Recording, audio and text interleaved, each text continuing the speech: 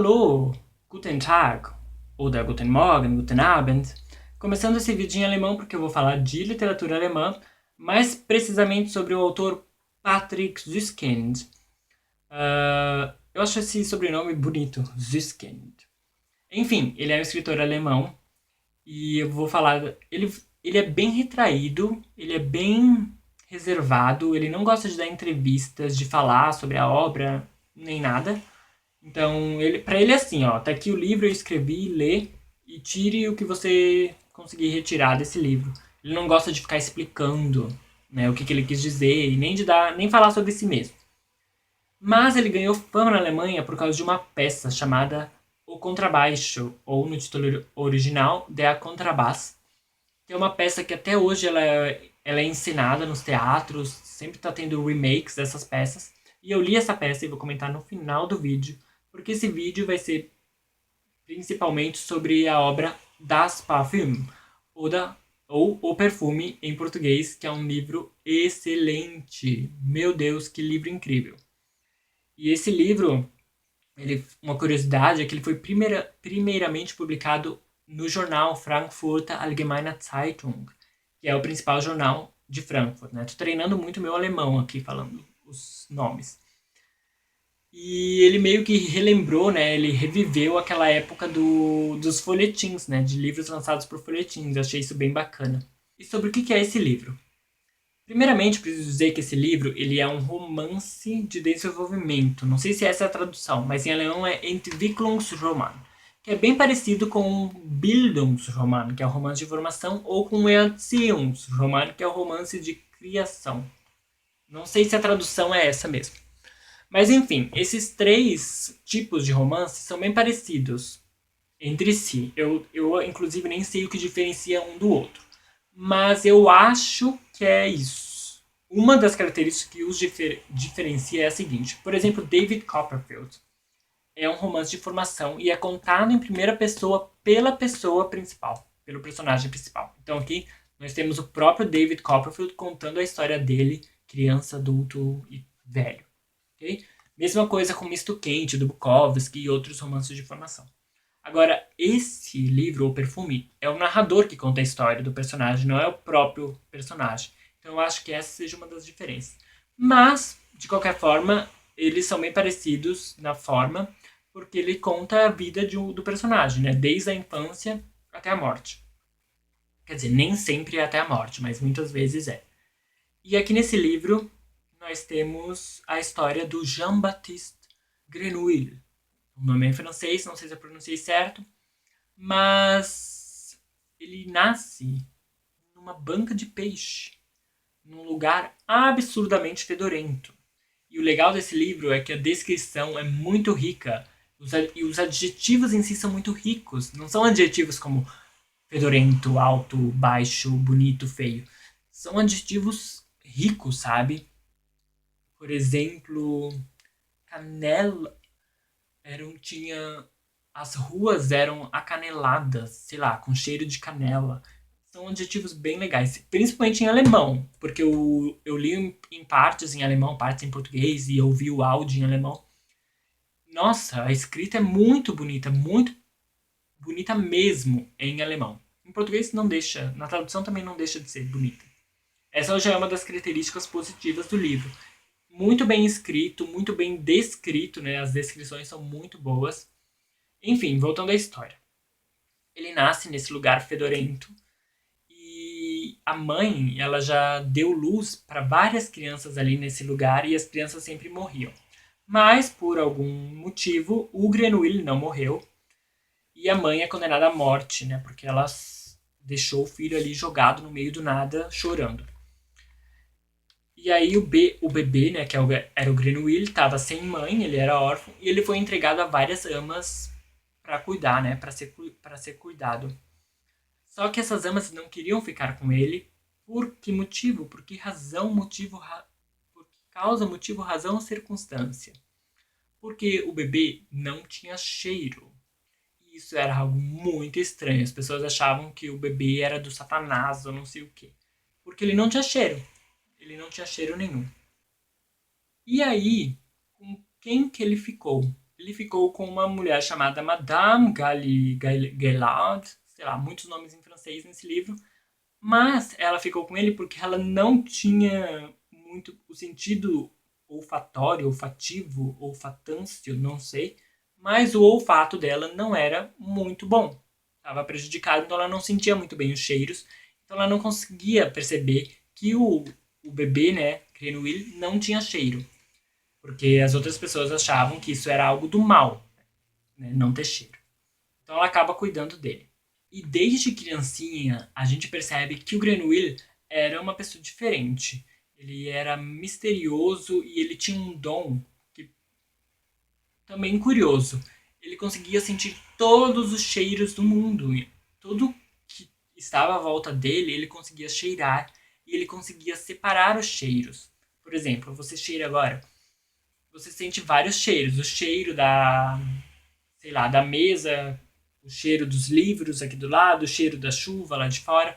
Só que tu não percebe, tu não separa o teu cheiro no que é do que, sabe? Ele conseguia separar e ele catalogava todos os cheiros que ele sentia na mente dele. Ele tinha tipo um banco de dados de cheiros na mente dele. E esse era o dom dele, o que é muito incrível. E por ele conseguir sentir todos os cheiros e reconhecer todos os cheiros, ele conseguia perceber quando ele conseguia perceber muitas coisas, como por exemplo, um quarto fechado, ele conseguia saber se tinha alguém ou não dentro desse quarto só pelo cheiro. Um outro exemplo é que ele consegue perceber quem está vindo visitar a casa dele, mesmo que a pessoa esteja muito longe, ele já consegue sentir o cheiro da pessoa de longe e que ela está vindo para cá. E isso é muito incrível, muito legal. E só por isso já é uma história muito incrível, porque a ideia é muito diferente, inusitada e curiosa e que você quer continuar lendo para saber mais sobre isso. E aí, numa bela noite, tá tendo lá uma festa e o Grenouille sente um cheiro que ele nunca tinha sentido antes. E ele fica enlouquecido com esse cheiro, ele precisa reter aquele cheiro para conseguir lembrar dele. Só que nessa festa tá tendo fogos de artifício, então os cheiros dos foguetes tá prejudicando ele e ele não tá conseguindo sentir direito da onde que tá vindo esse cheiro novo. Mas ele consegue perceber, ele segue mais ou menos, ele segue o cheiro e percebe que vem de uma mulher.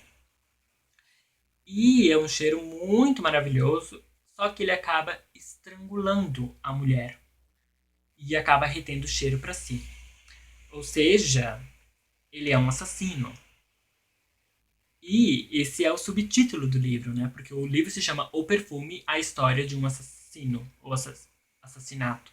Não, a história de um assassino. Então, ele acaba matando essa mulher.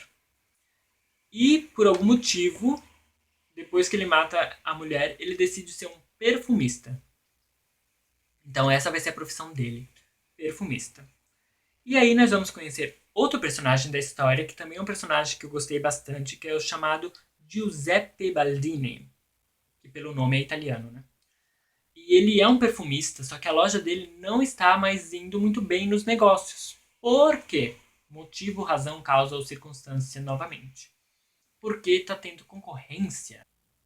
Existe um outro perfumista na cidade chamado Pélissier. E esse Pélissier está fazendo o maior sucesso na cidade. Todo mundo está comprando um perfume chamado Amour und Psyche.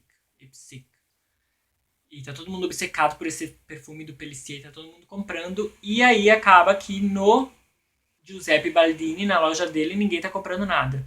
E ele acaba morrendo de inveja. O Baldini, né, é um perfumista já bem antigo. Ele fez sucesso no passado e agora não tá mais fazendo, porque esse Pélissier, que é um perfumista novo, jovem, né, tomou conta do comércio de perfumes ali da cidade. O que o Baldini faz? Ele compra esse perfume, que tá fazendo sucesso, e tenta recriar. Só que quando ele tenta recriar, ele percebe que ele não consegue recriar, porque ele não tem um olfato perfeito. Mas que coisa estranha, né? Eu fiquei pensando. Imagina tu comprar um perfume, cheirar e tentar reconhecer quais elementos, quais cheiros tem dentro desse perfume. Deve ser muito difícil. Ele não consegue e acaba se frustrando. Só que o Grenouille chega um dia nessa perfumaria e acaba reconhecendo o cheiro de amor em Psique ali. Porque como o Baldini estava tentando adivinhar, reconhecer os cheiros, a loja dele estava cheirando a esse perfume, né? E aí o Grenouille chega e ele reconhece na hora esse perfume. E aí o Baldini já começa a pensar, nossa, como ele reconheceu rápido. E o que o Grenouille fala? Que ele pode reconstituir ou reproduzir esse perfume em 5 minutos. É óbvio que o Baldini não acredita, só que o Grenouille faz isso. Em 5 minutos ele pega os ingredientes lá na loja e faz o perfume. E o Baldini fica estarrecido, fica, meu Deus, surpreso, assim. Eu tava demorando dias e semanas para conseguir isso e não conseguia. Como você conseguiu em só 5 minutos? Só que o Grenouille, que sente todos os cheiros, ele não gosta desse perfume Amor e Psique. Ele acha bem ruim. E ele acaba criando ali na hora um outro perfume que ele considera 1000 vezes melhor. E o Baldini sente aquele cheiro e fica apaixonado por aquele cheiro. Que cheiro maravilhoso, que perfume bom que o Grenouille criou em tão pouquinho tempo. E acaba contratando ele para a loja dele. Né? E aí eu não quero mais contar muita coisa do livro. Só que é uma história muito legal, vai ter umas reviravoltas aí na história, mas é muito, muito, muito legal. Vale muito, muito a pena. Tem uma adaptação cinematográfica com o Alan Rickman. E é muito boa, é muito bom também o filme. Muito, muito legal. Mas o livro vale mais a pena. Então, e vale muito a pena, sério. Leiam esse livro que é muito legal. A história é inusitada, é diferente. Você quer saber o que vai acontecer. Ela te prende, tu fica preso na história. A escrita é muito bonita, como eu falei, as descrições dos cheiros, dos locais, é feita assim brilhantemente. O Grenouille é um personagem muito legal também, que ele é o principal, né? Foca a história muito, muito focada nele, né? Os outros são todos coadjuvantes, mas ele, que é o personagem principal, ele é um personagem que você vai gostar, principalmente porque a infância dele foi sofrível, assim, digamos, então tu acaba tendo compaixão, né, por ele.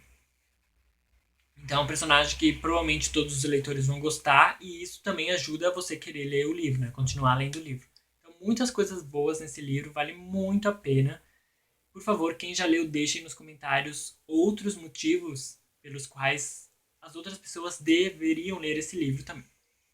Se tornou também um dos meus livros favoritos, eu quero reler várias vezes. Muito, muito bom, gente.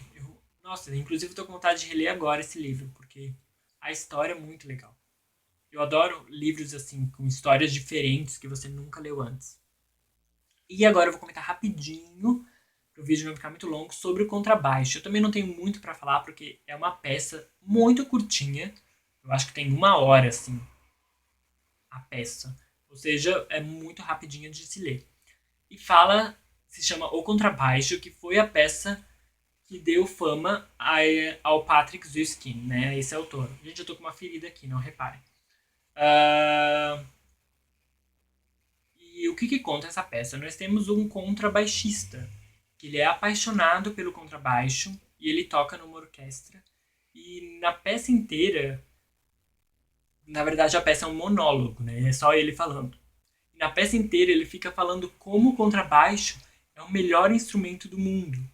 Como que ele é o principal instrumento de uma orquestra. Como que ele guia todos os outros instrumentos. E é bem engraçado, ele tá meio...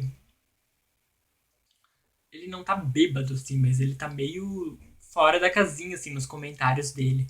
É muito engraçado, ele cita outros autores, dizendo, por exemplo, que Schubert não reconhecia o verdadeiro valor do contrabaixo. Algumas coisas desse tipo que são bem engraçadinhas. É uma peça bem curta de se ler e eu acho que também vale a pena ser lida, principalmente pela fama que essa peça tem, né, na Alemanha. Então, se você se interessa, ou se você vai para a Alemanha num futuro, é legal você ler a peça para aí quando você estiver na Alemanha você assistir a peça, porque como eu falei, é uma peça que volta e meia, ou na verdade quase sempre, ela volta aos teatros, né? Ela volta a ser encenada. Muito legal essas duas obras do Patrick Süskind. Ele tem outros livros, né, de contos, eu acho, se eu não me engano. Então, pretendo ler mais pra frente. Caso você já tenha lido uma outra obra do Patrick Süskind, deixe aí nos comentários o que você achou, se você recomenda. E é isso então, espero que vocês tenham gostado desse vídeo. Deem um joinha, se inscrevam no canal, comentem e bom feriado, boa semana, bom novembro. E é isso. Beijos, beijos. Tchau, tchau.